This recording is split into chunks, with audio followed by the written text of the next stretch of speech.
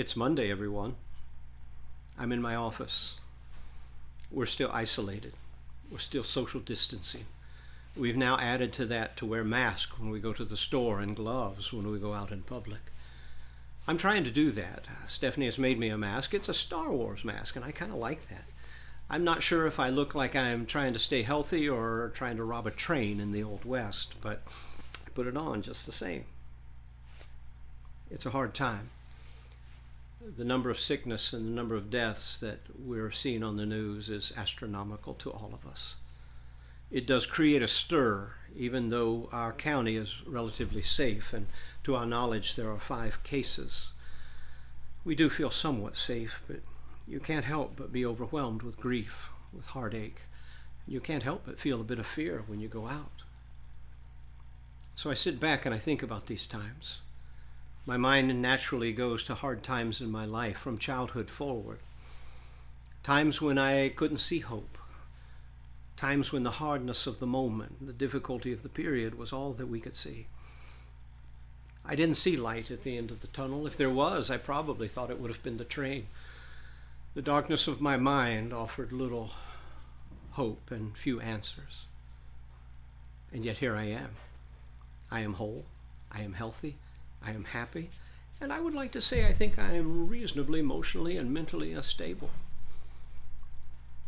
I come to you today to testify, to say that after each of these difficult times there was a remarkable feeling of ease. There was a real sense of peace as my soul relaxed and realized that I had been in God's care all the time. Even as I look back to childhood, I can see God's hand holding mine through difficult times. And I have held on and I have overcome, and I have come to learn that God has never and God will never fail us. This is a terrible time and a terrible virus and terrible things happening across the globe.